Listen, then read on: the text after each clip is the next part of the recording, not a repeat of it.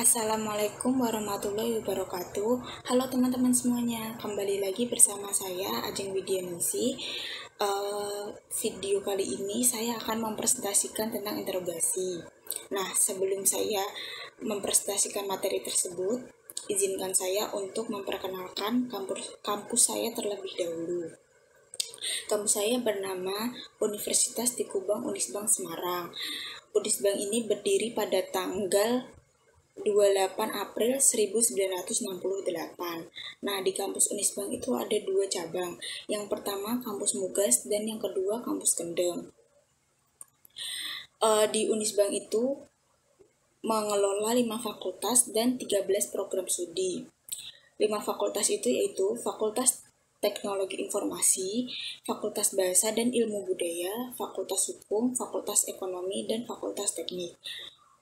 Untuk program studinya ada 13 yaitu D3 Manajemen Informatika, D3 Komputerisasi Akuntansi, D3 Teknik Komputer, S1 Sistem Informasi, S1 Teknik Informatika, D3 Bahasa Inggris, S1 Bahasa dan Sastra Inggris, S1 Ilmu Hukum, D3 Manajemen Industri, S1 Manajemen, S1 Akuntansi, D3 Teknik Elektronika, dan S1 Teknik Industri. Nah, banyak kan fakultas yang ada di Unisbank ini, makanya ayo join. Nah, teman-teman, sebelumnya saya perkenalkan diri terlebih dahulu. Perkenalkan, nama saya Ajeng Widyaningsi, NIM saya 1805520187. Saya dari kelompok D1 Akuntansi, program studi S1 Akuntansi. Tujuan saya membuat video ini adalah untuk memenuhi tugas ujian akhir semester mata kuliah audit investigatif yang diampu oleh dosen Bapak Arif Himawan Dwi Nugroho, SEAK MMCA CPA. Nah, teman-teman yang menonton video kali ini dimohon bantuannya untuk like dan komentar pada video saya ya, itu untuk syarat agar nilai saya bagus. Terima kasih. Dan selanjutnya saya akan mempresentasikan materi yang berjudul interogasi. Disimak ya. Interogasi, wawancara dan interogasi merupakan suatu teknik atau alat investigasi yang sangat penting. Interogasi bersifat menuduh atau akusatori. Dari pandangan investigator, tersangka ini bersalah meskipun seseorang dalam pengertian hukum dianggap bersalah kalau sudah ada ketetapan hakim mengenai hal yang bersifat tetap itu. Jadi, bersalah atau guilty dan tidak bersalah innocent adalah semata-mata dari titik pandang investigator. Selanjutnya, ada ciri-ciri suatu interogasi. Ciri-ciri suatu interogasi itu ada 5. Yang pertama, interogasi bersifat menuduh. An interrogation is accusatory. Seseorang yang bersalah tidak akan memberi keterangan yang bertentangan dengan kepentingan pribadinya secara sukarela, kecuali apabila ia yakin bahwa investigator juga mempunyai keyakinan tentang kesalahannya. Karena itu, pernyataan yang bersifat menuduh seperti, "Anang, saya tidak punya keraguan sedikitpun bahwa Anda yang merencanakan tindak pidana korupsi ini," sangat diperlukan untuk memperlihatkan keyakinan investigator. Yang kedua, tujuan interogasi adalah mengetahui yang sebenarnya. Artinya, apa yang sebenarnya terjadi, siapa yang sebenarnya melakukan, berapa jumlah atau nilai fraud sebenarnya, dan yang seterusnya. Untuk ciri yang ketiga, interogasi dilakukan dalam lingkungan yang terkontrol atau terkendali, bukan di sembarang tempat. Nah, lingkungan yang terkendali atau terkontrol itu yang dimaksudkan adalah memerlukan lingkungan yang ada privasi, tidak terganggu orang lain, lalu lalang bebas dari halangan lain seperti suara bising di tempat umum. Kemudian yang keempat, interogasi hanya dilakukan sesudah investigator mempunyai keyakinan yang memadai mengenai salahnya seseorang. Nah, ciri yang kelima yaitu investigator tidak boleh membuat catatan sampai sesudah tertuduh menceritakan yang sebenarnya dan berketetapan hati untuk tidak beringsut dari posisi itu. Membuat catatan terlalu dini akan mengingatkan tertuduh bahwa keterangannya akan merugikan dirinya sendiri. Selanjutnya, manfaat melakukan wawancara sebelum interogasi. Selain nilai behavior information dari suatu wawancara, juga ada investigative information.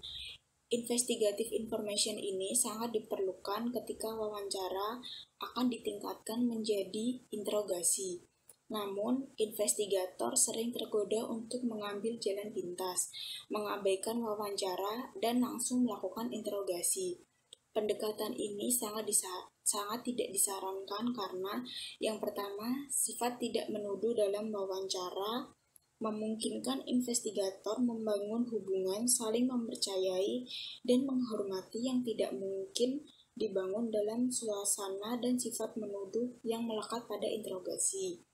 Yang kedua, selama wawancara, investigator seringkali mengorek keterangan penting mengenai tertuduh yang sangat berharga sewaktu melaksanakan interogasi. Untuk yang ketiga, tidak ada jaminan tertuduh akan mengaku bersalah dalam proses interogasi. Padahal, kalau ia diwawancarai terlebih dulu dan memberikan keterangan palsu selama wawancara, investigator dapat menggunakan keterangan dari hasil interogasi yang mengungkapkan kebohongannya. Hal ini membawanya lebih dekat ke arah putusan pengadilan yang menyatakan ia bersalah. Kemudian yang keempat, ada keuntungan psikologis bagi investigator ketika ia melaksanakan wawancara sebelum interogasi. Agar interogasi berhasil, tertuduh harus mempercayai investigator bahwa ia objektif atau tidak memihak dan jujur. Ini akan lebih mudah dicapai apabila investigator menawarkan kesempatan kepada tertuduh untuk menceritakan yang sebenarnya melalui wawancara. Kemudian ada behavior symptom analysis atau BSA dan saluran komunikasi. Secara harfiahnya, behavior symptom analysis dapat diterjemahkan sebagai analisis gejala perilaku. Para dokter, psikolog, dan psikiater mengakui pentingnya mengevaluasi perilaku pasien atau klien mereka untuk membantu mendiagnosis penyakit. Ada beberapa tingkat atau level atau saluran channels komunikasi. Makna sebenarnya dari ucapan-ucapan seseorang diperkuat atau diubah oleh berbagai saluran tadi, seperti kegagapan, sikap tubuh, gerak tangan, mimik wajah, atau nada suara. Nah, tingkat atau saluran yang digunakan untuk berkomunikasi itu ada 3. Yang pertama, verbal channel. Verbal channel ini adalah ucapan yang keluar dari mulut seseorang, pilihan kata, dan susunan kata-kata yang digunakannya untuk mengirimkan pesan. Yang kedua, paralinguistic channel. Paralinguistic channel ini adalah ciri-ciri percakapan atau karakteristik of speech di luar ucapan. Yang ketiga, nonverbal channel. Nonverbal channel ini adalah sikap tubuh atau body posture, gerak tangan atau hand gesture, dan mimik wajah atau facial expression. Selanjutnya saya akan menjelaskan verbal behavior. Subjek yang jiwanya sehat dan berinteraksi sosial secara normal akan mengalami kecemasan ketika ia berbohong. Kecemasan bisa timbul dari dalam karena ia tahu perkataannya tidak benar. Karena ketakutan, ia khawatir kebohongannya akan terungkap. Apapun penyebabnya, ketika subjek berbohong dalam wawancara, gejala-gejala perilakunya mencerminkan kesadarannya untuk menekan atau menghilangkan kecemasannya. Pada dasarnya, pikiran dan tubuh kita bekerja sama untuk mengurangi atau menghilangkan kecemasan tadi. Inilah konsep dasar evaluasi atas verbal behavior, paralinguistic behavior, dan nonverbal behavior untuk mendeteksi kebenaran atau kebohongan dalam wawancara atau interogasi. Nah, ketika harus menjawab pertanyaan dalam suatu wawancara, subjek mempunyai 4 pilihan. Yang pertama, berbohong. Yang kedua, mengalah atau menghindar. Yang ketiga, mengakui secara tersamar. Dan yang keempat, menceritakan apa adanya. Lanjut untuk paralinguistic behavior. Dalam kehidupan sehari-hari, kita sering mendengar ucapan yang makna sesungguhnya berbeda dari apa yang keluar dari mulut pembicara. Contohnya, suami mengatakan kepada istrinya, "Masakanmu sangat lezat." Namun, ciri-ciri tertentu dari percakapannya, suami mengubah 180 derajat makna ucapannya menjadi, "Masakanmu tidak enak." Atau bahkan mungkin lebih sarkastik lagi, seperti, "Bah, memuakan sekali." Ciri-ciri percakapan tertentu ini atau paralinguistic behavior inilah yang harus diamati investigator. Kalau saluran verbal dapat lebih dikendalikan, maka saluran paralinguistik agak lebih lepas kendali. Saluran ini juga lebih sedikit terkontaminasi oleh faktor-faktor eksternal dibandingkan dengan saluran verbal. Karena itu, paralinguistic behavior merupakan sumber terbaik untuk mendeteksi kebohongan. Kemudian, ada 6 ciri-ciri percakapan tertentu yang perlu diketahui investigator. Yang pertama, response latency atau masa atau periode keheningan. Respon latency menunjukkan rentang waktu antara kata terakhir dari pertanyaan investigator dengan kata pertama dari jawaban subjek. Dalam NSA studi, respon latency rata-rata untuk subjek yang jujur adalah 0,5 detik. Sementara itu, untuk subjek yang berbohong adalah 1,5 detik. Jelas bahwa tanggapan tertunda untuk pertanyaan yang sederhana patut dicurigai.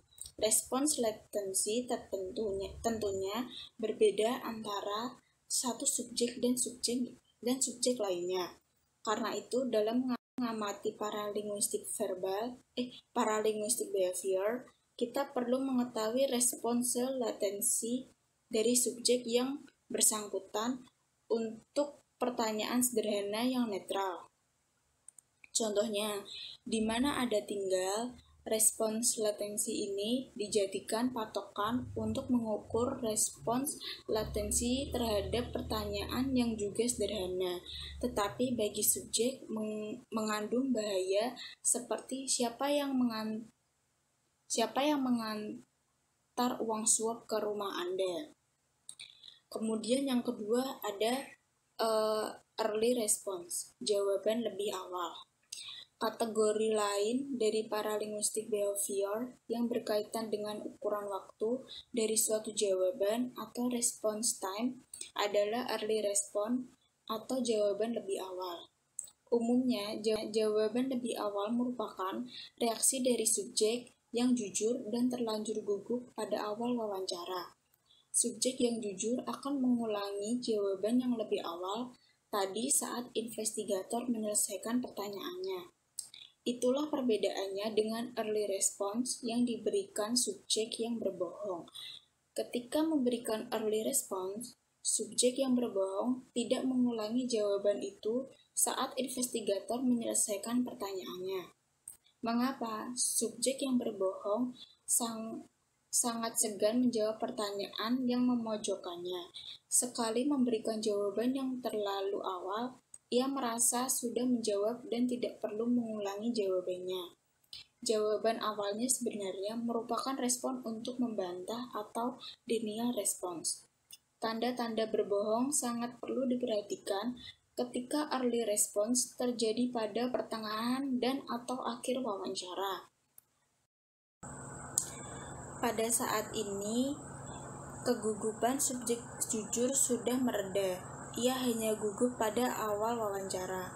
Namun, sebaliknya, subjek yang berbohong merasa semakin terpojok saat-saat ini. Kemudian yang ketiga, response length, yaitu panjangnya jawaban. Secara statistik, penelitian menunjukkan bahwa subjek yang jujur memberikan jawaban yang lebih panjang dari subjek yang berbohong. Subjek yang jujur ingin memberikan jawaban yang selengkap mungkin dan seringkali menawarkan informasi tambahan yang tidak diminta investigator. Isi jawaban dari subjek yang jujur juga masih dalam konteks yang ditanyakan.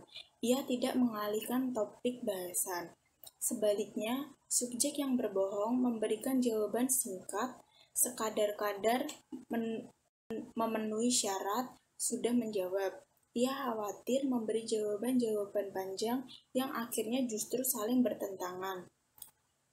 Jawaban panjang dari subjek yang berbohong cenderung bersifat mengalihkan topik pembicaraan dan di luar konteks pertanyaan. Kemudian yang keempat ada response delivery atau penyampaian jawaban. Penyampaian jawaban terlihat dari kecepatan atau rate, tinggi rendahnya nada atau pitch, dan kejelasan atau clarity. Hal-hal ini bisa sejalan atau konsisten bersesuaian dengan apa yang dikatakan, tetapi bisa juga bertentangan. Ketika subjek mengungkapkan emosinya secara jujur, rate dan pitch umumnya meningkat. Misalnya, lihat bagaimana seseorang ibu menceritakan kecelakaan atau kematian anaknya. Tanggapan yang jujur, tetapi dalam iupan kemarahan sering disampaikan dalam penggalan kata-kata atau clipped words yang jelas, tegas, dan mantap, seperti "Hei, dengarkan, aku tidak mencuri uang itu." Subjek yang jujur ingin investigator memahami jawabannya, sehingga ia akan berbicara dengan jelas dan dengan volume yang pas. Subjek yang berbohong cenderung menjawab dengan suara pelat, tidak jelas, dan menggumam atau mumble. Kemudian yang kelima, continuity of the response atau kelanjutan dari jawaban. Jawaban yang jujur, mengalir dengan bebas, merupakan tanggapan yang spontan dan apa adanya. Jawabannya mengalir sebagai satu alur pikir. Satu kalimat disusul dengan kalimat yang lainnya. Dan tidak meloncat-loncat dari satu alur ke alur yang lain. Sebaliknya, dalam jawaban dari subjek yang bohong, ada perilaku berhenti kemudian jalan atau stop and start behavior. Kemudian yang keenam ada erasure behavior atau perilaku penghapusan. Dalam percakapan sehari-hari, seseorang mengatakan sesuatu yang kedengarannya mungkin tidak menyenangkan bagi lawan bicaranya. Kemudian ia mengatakan cuma bercanda kok, diiringi gerakan alis dan senyum. Gerakan alis dan senyum dalam percakapan mempunyai efek menghapus konotasi yang tersirat dalam ucapannya. Dalam komunikasi paralinguistik, ada perilaku tertentu yang dampaknya seperti gerakan alis dan senyum, seperti tertawa, batuk-batuk kecil, atau mendeham setelah mengucapkan suatu bantahan. Percakapan dalam wawancara berikut memberi contoh erasure behavior atau perilaku menghapus apa yang dikatakannya. Selanjutnya ada nonverbal behavior. Nah, di nonverbal behavior ini ada 4 perilaku. Yang pertama ada postur, yang kedua gerak tangan, yang ketiga gerak kaki, dan yang keempat mimik muka dan mata. Nah, pada slide selanjutnya saya akan menjelaskan tentang perilaku nonverbal keempat itu tadi. Silakan disimak. Yang pertama ada postur. Kita mulai dengan mengevaluasi sikap atau postur. Postur atau sikap ketika diwawancara mengungkapkan keterlibatan emosionalnya, rasa percaya diri, minat, apakah ada minat, pikiran melayang entah kemana, atau cuek habis-habisan. Subjek yang jujur mempertahankan keterlibatan emosional, minat, dan percaya diri yang tinggi dalam menyampaikan pernyataannya. Nah, ini adalah gambar contoh-contoh postur yang sedang diwawancarai. Untuk figur 19.1 yaitu menyilangkan kaki dengan santai. Dalam wawancara selama 45 menit, ia mengubah-ubah posisi dan perubahan postur dilakukannya secara kasual. Nah, untuk subjek yang berbohong terlihat dari gerak lamban, seakan tidak berjiwa, terjebak dalam kursinya. Istilah bahasa Inggrisnya adalah slouch. Meskipun berada di ruang wawancara, ia terkesan berada di tempat lain yang jauh di sana dan tampak tidak berminat dengan wawancara. Batang tubuhnya menjauhi investigator. Hal serupa dicapainya dengan menggeser kursinya menjauhi kursi investigator. Bentuk lain dari sikap menjauh adalah menyilangkan lengan di depan dada seperti ini, atau menyembunyikan kaki di bawah kursi. Pada figur 19.5 sampai 19.7 yang fotonya ada di bawah itu, gerakan menyilangkan lengan di depan dada atau tungkai di atas tungkai dilakukan dengan ketat, seolah-olah menjaga sesuatu yang tidak boleh terlepas dari dekapannya. Seolah-olah ada tembok penghalang atau barrier yang ingin dipasangnya antara dia dan investigator. Perilaku nonverbal yang paling mengungkapkan subjek berbohong adalah kemampuannya mempertahankan postur tadi selama wawancara berlangsung, statis dan tidak berubah. Perilaku nonverbal selanjutnya yaitu gerak tangan atau gestur. Sebagai tanggapan atau pertanyaan investigator, subjek dapat melakukan 3 jenis gerak tangan. Yang pertama, subjek tetap tidak melibatkan dirinya, tidak ada gerak tangan sama sekali. Yang kedua, tangan menjauh dari tubuh seperti orang berpidato atau guru yang sedang mengajar. Yang ketiga, tangan mengarah pada bagian tubuh. Pada slide selanjutnya, saya akan memperlihatkan foto-foto contoh dari gerak tangan atau gestur. Nah, kemudian ini ada contoh beberapa ilustrasi figur terhadap gerak tangan. Pada figur 19.8 ada menjelaskan apa adanya. Ilustrasi ini lebih sering ditunjukkan oleh subjek yang jujur. Ketika subjek jujur menceritakan pengalamannya yang berhubungan dengan kegiatan fisik, investigator akan melihat atau bisa memperkirakan akan adanya gerak tangan ini. Gerak tangan ini kita saksikan ketika seseorang menceritakan bagaimana pelaku menyodorkan amplop berisi uang sogokan dan ia menolaknya. Selain itu, seorang wanita yang menceritakan bagaimana ia diperkosa, atau sopir taksi yang menceritakan bagaimana ia menyerahkan uangnya di bawah todongan. Ada lagi gerak tangan yang dalam bahasa Inggris disebut handstroke. Dengan gerak tangan ini, subjek ingin mengatakan, aku tidak tahu atau aku tak peduli. Gerak tangan ini ada pada figur yang paling atas 19.9. Di sebelahnya gerak tangan figur 19.8. Handstroke ini bisa dibarengin dengan mengangkat bahu seperti ini. Handstroke bisa memperkuat apa yang diucapkan subjek. Sebaliknya, handstroke bisa merupakan kontradiksi atau berlawanan dengan ucapan subjek.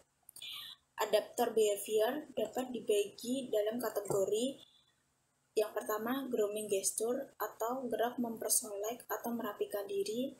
Yang kedua, personal gesture atau gerak yang bersifat pribadi, dan protective gesture atau gerak melindungi atau berlindung, atau supporting gesture, gerak yang mendukung atau menopang.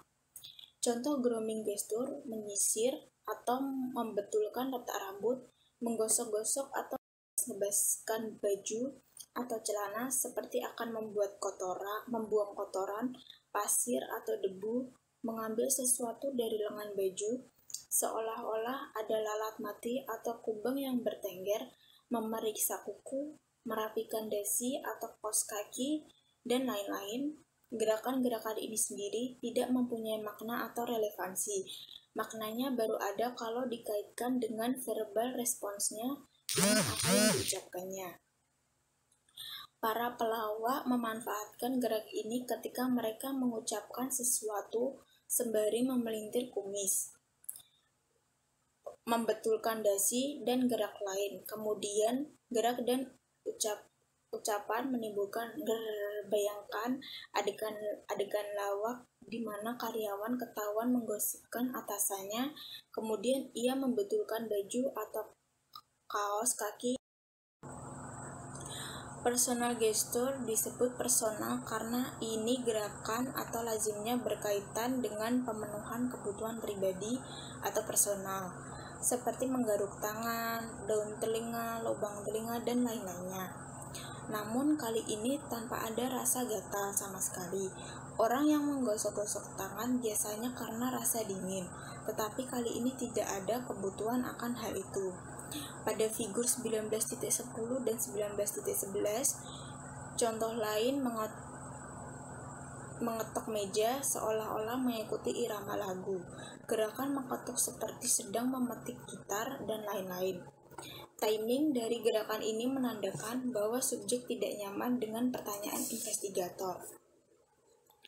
Dalam protective atau supporting gesture, tangan mengarah atau membuat kontak dengan muka.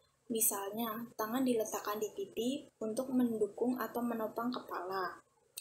Gerak ini mencerminkan keterlepasan emosional subjek dari apa yang sedang berlangsung.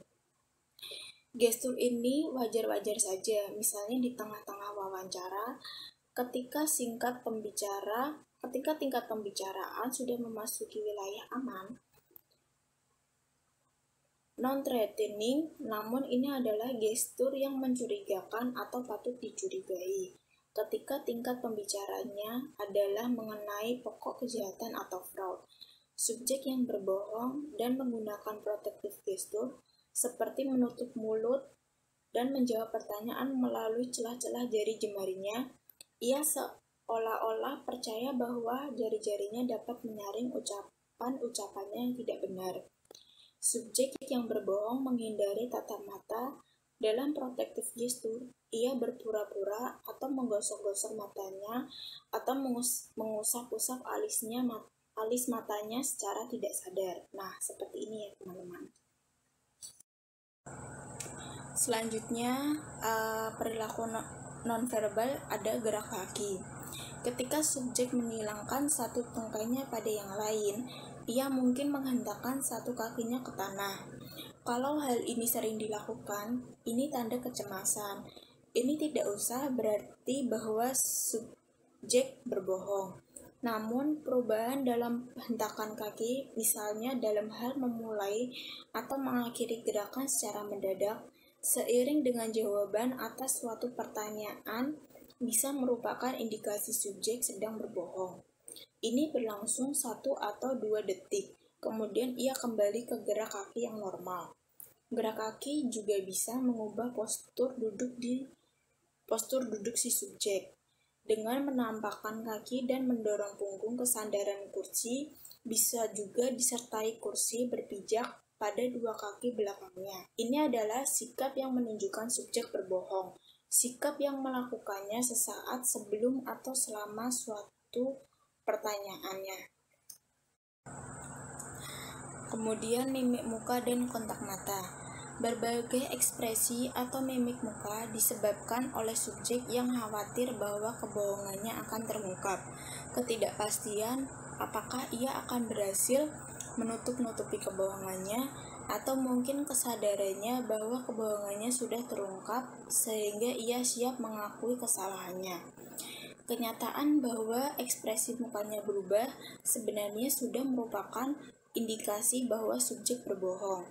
Sebaliknya, tidak adanya perubahan mengindikasikan subjek itu jujur. Dari semua perubahan mimik atau ekspresi wajah, yang paling sulit dievaluasi adalah kemarahan. Kontak mata antara subjek dan investigator merupakan salah satu perilaku nonverbal yang sangat penting untuk dievaluasi. Dalam budaya Barat, kontak mata secara timbal balik menandakan keterbukaan, jujur apa adanya, dan terus. Subjek yang pembohong tidak berani atau enggan menatap mata investigator. Ia akan menundukkan kepala, melihat lantai, mengalihkan matanya ke samping seperti melirik, atau ke langit-langit ruangan.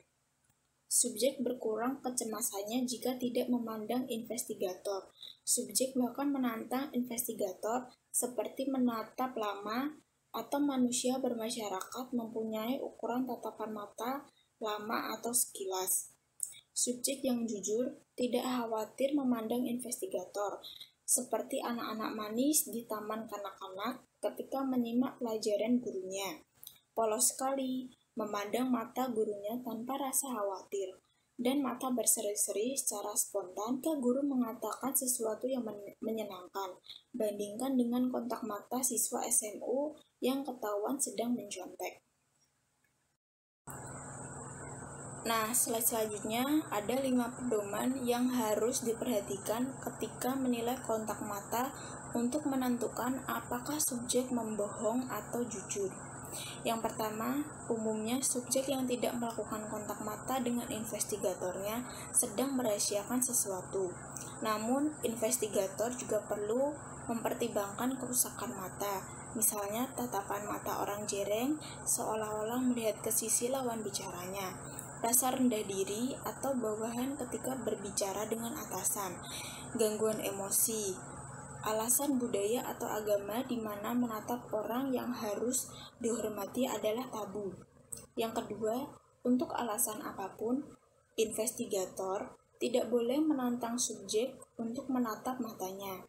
Tantangan yang sama sekali tidak bermanfaat. Subjek yang berbohong pun akan menerima tantangan ini. Tantangan ini justru menghapuskan peluang untuk mengamati perilaku nonverbal yang sangat penting. Yang ketiga, investigator cukup mengamati kontak mata secara kasual saja, sehingga ia tidak membuat subjek menjadi tidak nyaman. Kontak mata secara kasual yang sesekali dibarengi tatapan tajam sudah cukup untuk menarik kesimpulan apakah subjek menghindari tatap mata. Ini juga menghilangkan kecurigaan subjek bahwa perilakunya sedang diamati. Yang keempat, subjek tidak boleh diperkenankan memakai kacamata hitam, kecuali jika ia mempunyai penyakit yang mengharuskannya memakai kacamata hitam di dalam ruangan. Kacamata hitam menyembunyikan kontak mata sehingga investigator tidak dapat menilai perilaku ini. Juga kebalikannya, investigator tidak boleh memakai kacamata hitam karena subjek seharusnya boleh mengamati sikap jujur atau minatnya terhadap pembicaraan melalui kontak mata. Hal ini menjadi lebih penting saat melakukan interogasi. Yang terakhir, selaku investigator, jangan mengharapkan subjek terus menatapnya. Ini tidak wajar, kecuali jika ia seorang wanita cantik atau pria tampan yang mempunyai daya tarik luar biasa bagi subjeknya. Selanjutnya ada langkah-langkah interogasi. Langkah yang pertama yaitu direct positive confrontation. Pada awal interogasi, tersangka mengamati investigator secara seksama. Ia menilai apakah investigator yakin bahwa ia bersalah. Jika ia mendapat kesan sekecil apapun bahwa investigator tidak yakin akan kesalahannya, ia tidak akan mengaku. Tanpa keraguan sedikitpun, investigator menembakkan sangkaannya secara langsung. Investigator mengkonfrontasi tersangka secara tegas atau positif confrontation, sebaiknya dalam posisi yang berdiri. Investigator mengawali interogasinya dengan pernyataan yang mengesankan. Ia yakin seyakin-yakinnya bahwa tersangka bersalah. Setelah itu, investigator berkata, "Saya ingin duduk bersama Anda untuk menyelesaikan masalah ini. Investigator berhenti sejenak, menempati folder dan berkas lain jauh dari tersangka, menarik kursinya sekitar 1 meter dari kursi tersangka, dan duduk. Kegiatan investigator ini akan menciptakan suatu keheningan yang disengaja yang disebut behavioral pause, atau penulis menerjemahkannya menjadi jeda perilaku. Ini seharusnya hanya berlangsung sekitar 5 detik, namun bagi tersangka ini terasa lebih lama. Tujuan jeda perilaku ini adalah mengevaluasi tanggapan verbal dan nonverbal si tersangka terhadap direct positive confrontation. Tanggapan verbal dan nonverbal dalam jeda perilaku ini memberikan yang pertama, petunjuk kepada investigator apakah tersangka bersalah atau tidak. Yang kedua, insight atau kemampuan untuk melihat dan mengerti secara tajam mengenai bagaimana investigator harus melanjutkan investigasinya. Tersangka yang bersalah menghindari kontak mata dengan investigator. Ini memungkinkannya menyiapkan jawaban verbal yang kemungkinan besar bukan jawaban sama sekali. Pada tahap ini, tersangka menunjukkan tanda-tanda bersalah, seperti mengubah postur, menyilangkan tungkai, menyikat baju atau celana dengan jari tangan seolah-olah ingin membuang kotoran, duduk terjerembab di kursi, atau bersandar jauh ke belakang seolah-olah berusaha menjauhi investigator. Sebaliknya, tersangka yang tidak bersalah menyorongkan tubuhnya ke depan tanpa menunjukkan perilaku yang tadi saya sebutkan. Mukanya merah, matanya tertuju ke mata investigator. Ia mungkin mengucapkan kata-kata yang menunjukkan ia sedang marah tanpa tedeng aling-aling. Tidak ada yang membendung kekesalannya atas tuduhan yang didengarnya. Ada tersangka yang sama sekali kaget dan tidak bisa percaya tentang apa yang didengarnya, dan sejenak menggeleng-gelengkan kepala menunjukkan ketidakpercayaannya. Selanjutnya, ini diikuti dengan sanggahan yang tulus, spontan, bahkan tegas dan bertubi-tubi tanpa melepas kontak mata. Tersangka yang tidak bersalah akan tersinggung berat dengan tuduhan yang dialamatkan kepadanya dan berupaya keras menghentikan tuduhan itu. Tersangka yang bersalah biasanya bersikap pasif. Tatapan matanya memelas, jawabannya nyaris tidak terdengar, atau ia menanyakan sesuatu dengan penuh keraguan dan tidak jelas. Untuk menghindari terbongkarnya kedok, tersangka yang bersalah mendramatisasi gerak-gerik fisik, menggerakkan kepala ke depan dan ke belakang, menyisir atau bahkan mengacak rambutnya untuk memberi kesan putus asa. Ini juga taktiknya untuk menghindari kontak mata. Ia mungkin juga berbicara keras atau berteriak untuk mengintimidasi investigator untuk mengakhiri interogasi. Investigator tidak boleh terkecoh dengan taktik ini. Tersangka yang bersalah tidak akan menyerah dan langsung mengakui kesalahannya. Terlalu banyak yang dipertaruhkan. Ia akan kehilangan pekerjaan, reputasinya jatuh, teman-teman dan masyarakat yang merupakan bagian penting dalam hidupnya akan menjauhinya, dan lain sebagainya. Investigator harus menyediakan pintu keluar, suatu sarana yang baginya memberi kesan bahwa ini cara terbaik untuk mengakui perbuatannya. Segera sesudah direct positive confirmation, investigator membuat transition statement atau pernyataan peralihan. Perilaku tersangka dalam menanggapi transition statement memperkuat penilaian investigator atas perilaku tersangka dalam menanggapi direct positive confrontation di awal langkah 1.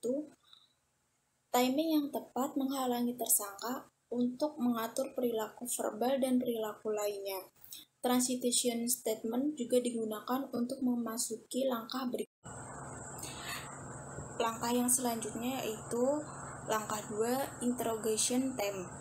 Satu perbedaan penting antara tersangka yang bersalah dan yang tidak bersalah adalah pembenaran atau justification untuk melakukan kejahatan. Tersangka yang bersalah melakukan pembenaran ketika atau sebelum melakukan kejahatan, melemparkan kesalahan, menjauhi dirinya sendiri, dan menginternalisasi pembenaran untuk perilaku yang menyebabkan kecemasan adalah naluri alamiah manusia. Interrogation time pada langkah 2 ini sebenarnya memperkuat pembenaran yang sudah dibuat tersangka. Karena itu, mudah sekali mengungkapkan denials atau penyangkalan dari tersangka dalam interogasi. Tersangka menangkap tem yang ditawarkan investigator. Tersangka yang bersalah akan mendengarkan tem ini dengan saksama. Sebaliknya, tersangka yang tidak bersalah tidak pernah memikirkan pembenaran untuk melakukan kejahatan itu. Dengan sendirinya, ia tidak menangkap tem yang dibicarakan oleh investigator.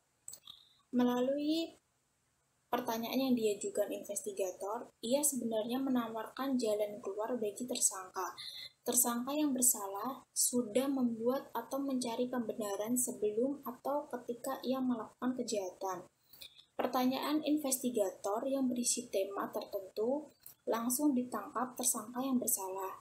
Tema-tema itu bisa berupa keadaan keuangan terdesak, manusia lain, atau keadaan sebagai kambing hitam. Semua orang juga berbuat begitu, dan lain-lain. Kalau tidak salah, tersangka tidak membuat justification atau pembenaran apapun. Bagi dia, tema-tema yang ditawarkan investigator tidak merupakan umpan baginya. Bayangkan, kalau Anda tidak bersalah dan interrogator mengajukan pertanyaan yang ditanyakan oleh investigator. Anda mungkin akan menggeleng-gelengkan kepala, bertanya kepada diri sendiri, apa sih yang dia tanyakan? Seperti orang yang semalam belajar matematika untuk keesokan paginya, dan ketika kertas ujian dibagikan, ia menerima soal ujian akuntansi. Dari penjelasan tersebut, kita bisa membayangkan betapa berbedanya perilaku verbal, paralinguistik, dan nonverbal yang ditunjukkan oleh tersangka yang bersalah dan yang tidak bersalah. Jika tersangka mendengarkan dengan penuh perhatian pertanyaan yang berisi tema-tema yang merupakan moral excuse baginya, atau ia mulai mempertimbangkan dan mendiskusikannya walaupun sesaat saja, reaksinya ini mencerminkan ia bersalah. Sebaliknya, jika tersangka bengong dan pertanyaan investigator atau bahkan tersinggung berat, itu indikasi bahwa ia tidak bersalah. Ketika investigator ini membahas interrogation time, baik subjek yang bersalah maupun yang tidak dapat diharapkan mengemukakan penolakan atau sanggahan secara verbal atau keterlibatannya dalam kejahatan yang disangkakan kepadanya. Kalau tersangka menunjukkan tanda-tanda akan mengakui kesalahannya, investigator hendaknya tidak membuang-buang waktu dengan pertanyaan-pertanyaan yang berisi interrogation time. Sebaliknya, jika tersangka terus berputar-putar dengan sanggahan, investigator harus meluangkan waktu yang lebih banyak.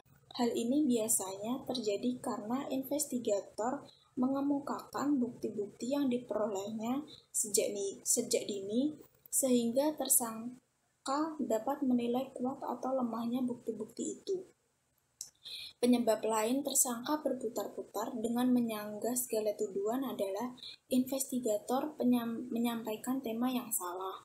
Tersangka memang berbuat salah, tetapi moral excuse yang ditawarkan investigator sebagai jalan keluar adalah tidak tepat. Selanjutnya, untuk langkah yang ketiga yaitu handling denials. Bagi investigator, tidak mudah mendapatkan pengakuan dari tersangka. Tersangka yang bersalah dan yang tidak bersalah akan memberikan penyangkalan atau denials. Penyangkalan dapat dilakukan secara verbal seperti aku tidak melakukannya, atau dalam bentuk nonverbal seperti menggelengkan kepala. Subjek menyangkal sebagai tanggapan atas tuduhan. Penyangkalan pada dasarnya adalah pernyataan bahwa tuduhan itu palsu, tidak benar, keliru, salah alamat, dan seterusnya. Tahap penyangkalan merupakan tahap yang sangat menentukan.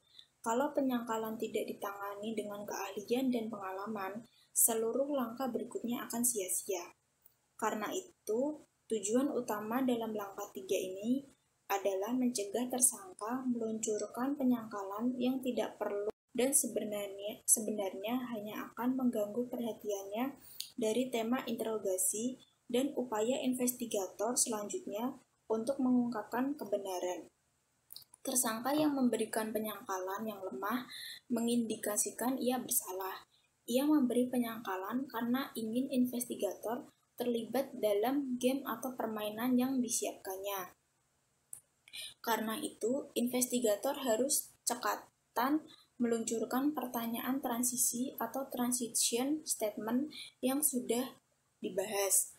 Kalau tersangka mengajukan penyangkalan yang lebih tegas dan mantap, investigator harus menilai kembali apakah tersangka bersalah, seperti pada penilaiannya di awal interogasi, atau masih ada kemungkinan tersangka tidak bersalah.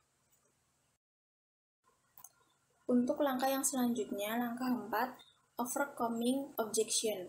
Dalam langkah ini, investigator berupaya mengatasi benteng pertahanan kedua dari si tersangka.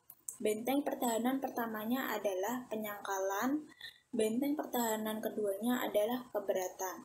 Tersangka yang melihat kesia-siaan dalam upaya menyangkal akan mengubah taktiknya dengan mengajukan keberatan. Dengan perubahan taktik ini, tersangka mengharapkan dapat mengambil alih kendali percakapan sehingga melemahkan keyakinan investigator bahwa ia memang bersalah. Perubahan taktik ini umumnya berupa pengajuan alasan tuduhan yang dikemukakan investigator itu salah. Namun, tersangka belum memberikan bukti-bukti bahwa ia tidak bersalah. Tersangka tetap mengajukannya dengan harapan akan memperkuat penyangkalannya. Tersangka seperti ini disebut dengan objection atau keberatan. Denial atau penyangkalan adalah strategi pertahanan yang alamiah dan digunakan oleh orang yang bersalah dan tidak bersalah. Sementara itu, objection atau keberatan adalah strategi menyerang. Strategi menyerang ini hampir selalu hanya digunakan oleh tersangka yang bersalah. Pada proses interogasi pada langkah 4 memanfaatkan keberatan-keberatan yang diajukan tersangka untuk meyakinkannya menceritakan yang sebenarnya. Keberatan yang diajukan tersangka dirumuskannya dalam bentuk alasan ekonomi, agama, jabatan, atau moral mengapa ia tidak akan melakukan apa yang disangkakan kepadanya. Kemudian langkah-langkah 4 ini terdiri dari mengenali keberatan, yang kedua menghargai keberatan, yang ketiga membalikan keberatan. Selanjutnya, langkah yang kelima yaitu keeping the suspect's attention. Tersangka umumnya tidak akan tinggal diam dan bersantai-santai. Ia ingin mendominasi percakapan atau memegang kendali dan mengatur dialog. Ia menyangkal atau mengajukan keberatan. Apabila investigator berhasil menghentikan penyangkalan-penyangkalannya dan membalikan keberatan tersangka, maka tinggal satu strategi lagi yang bisa digunakan tersangka. Tersangka dapat meninggalkan ruang interogasi atau secara psikologis menutup diri atau dengan disebut withdraw dan mengabaikan semua tema yang diajukan oleh investigator. Kemudian langkah yang keenam adalah handling the suspect's passive mood. Pada akhir langkah 5, investigator seharusnya berhasil menjalin hubungan yang baik dengan tersangka. Hubungan yang baik dalam hal ini berarti tersangka percaya investigator jujur. Investigator berusaha keras mencari kebenaran. Ia bersedia membantu tersangka untuk mengungkapkan kebenaran. Dalam bahasa Inggris, hubungan ini dinamakan support. Pada tahap ini, tersangka menyadari bahwa kebohongannya tidak menghasilkan keinginannya tadi. Karena itu, sekarang ia lebih bersedia mendengarkan. Ia menunjukkan sikap kalah, kepala tertunduk, bahu menurun, kaki lemas, mata berkaca-kaca. Mentalnya berada pada titik terendah. Investigator mulai mengarah pada suatu pokok tertentu dari tema yang dikembangkan. Untuk itu, ia menunjukkan empatinya terhadap tersangka dengan sikap siap membantu. Ketika mengembangkan tema yang sudah dimulai dalam tahap-tahap sebelumnya, ia berusaha menemukan motif. Investigator mengajukan berbagai alasan untuk menjelaskan motif dari perbuatan tersangka sambil mengamati perilaku tersangka untuk menentukan alasan yang diterima dan yang ditolak. Ada 4 tanda-tanda fisik yang menunjukkan resignation. Keempat tanda ini bisa terjadi berbarengan atau terpisah-pisah. Tanda-tanda itu adalah perubahan dalam posisi lengan dan tungkai, sikap nonverbal yang menandakan persetujuan, perubahan dalam postur, dan perubahan dalam kontak mata. Selanjutnya, langkah yang ketujuh yaitu presenting the alternative question. Pada langkah 7 ini, investigator tidak boleh mengajukan pertanyaan alternatif tertentu, yaitu pertanyaan alternatif tidak boleh bersifat memperdagangkan pasal-pasal dalam ketentuan perundang-undangan. Yang kedua, pertanyaan alternatif tidak boleh bersifat ancaman. Yang ketiga, pertanyaan alternatif tidak boleh menjanjikan keringanan hukuman. Pertanyaan alternatif pada langkah 7 merupakan puncak atau kulminasi dari pengembangan tema interogasi atau interrogation theme. Pada langkah 6, investigator mengulangi monolog yang simpatik untuk memberikan alasan moral mengapa tersangka melakukan perbuatannya. Ketika tersangka menunjukkan resignation pada langkah 6, investigator mempersempit temanya ke unsur utamanya dan memasuki pertanyaan alternatif. Seseorang yang tidak bersalah jangan diharapkan akan memberi pengakuan sekedar karena investigator mengajukan pertanyaan pilihan. Tersangka mengaku karena keinginannya untuk mengaku apapun alasannya. Tersangka yang tidak bersalah akan menolak pilihan apapun dalam pertanyaan pilihan dan akan gigih mempertahankan ketidakbersalahannya. Kemudian langkah yang ke-8, bringing the suspect into the conversation. Dalam langkah ini, tersangka diarahkan untuk menceritakan perincian dari perbuatannya yang pada akhirnya akan dirumuskan menjadi pengakuan yang bisa diterima sebagai bukti hukum.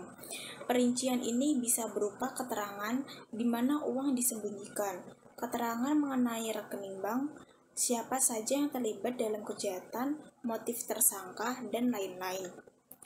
Pada awal langkah 8, hanya seorang investigator berada dalam ruang interogasi. Kehadiran orang lain akan membuat tersangka segan mengakui perbuatannya. Apabila memberikan perinciannya, ketika investigator ini puas dengan pengakuan lisan dan perincian dan dari pengakuan lisan, investigator meminta investigator lain menyaksikan pengakuan lisan tersangka. Kalau ada investigator kedua yang menyaksikan pengakuan lisan, maka tersangka umumnya tidak akan menolak memberikan pengakuan tertulis dalam langkah selanjutnya. Ia menyadari sudah memberi pengakuan di hadapan 2 orang. Mengapa ia sekarang harus menolak memberi pengakuan tertulis? Seandainya ia menolak memberi pengakuan tertulis, ada 2 orang investigator yang dapat memberi kesaksian. Untuk langkah yang terakhir, yaitu the written confession. Pada puncaknya, tersangka memberikan pengakuan secara tertulis. Padanannya untuk kita di Indonesia adalah berita acara pengakuan atau dokumen semacam itu. Di Indonesia, investigator sering melakukan interogasi sambil mengetik jawaban tersangka menurut persepsi investigator. Pada akhir interogasi, tersangka diminta untuk menandatangani berita acara pemeriksaan. Kelemahan dari cara ini adalah pengakuan tertulis ini tidak menggunakan atau tidak sepenuhnya menggunakan kata-kata, kalimat atau bahasa tersangka. Kemudian, hari tersangka menyangkal memberi pengakuan itu. Penyangkalannya lebih mudah diterima orang-orang yang mendengarnya berbicara di pengadilan karena struktur kalimat dan ungkapan bahasanya berbeda dengan apa yang tertulis dalam berita acara. Cukup untuk video presentasi saya pada kali ini. Sebelum saya menutup videonya, saya akan memberikan kalimat motivasi yang saya temukan, quotes by Confucius, yang isinya, "It does not matter how slowly you go as long as you do not stop." Yang artinya, tidaklah menjadi masalah sepelan apapun kita dalam menjalani hidup selama kita tidak akan pernah berhenti berusaha. Semangat! Nah, teman-teman semuanya, terima kasih sudah menyimak presentasi dari saya ini. Semoga materi yang saya sampaikan bermanfaat pada kalian semua yang menonton video saya, dan jangan lupa di like, subscribe, dan komen video saya kali ini karena satu like dan satu komentar kalian sangat berguna untuk tugas ujian akhir semester saya kali ini. Sekiranya ada kata-kata yang tidak mengenakan, saya mohon maaf yang sebesar-besarnya. Wassalamualaikum warahmatullahi wabarakatuh. Dadah.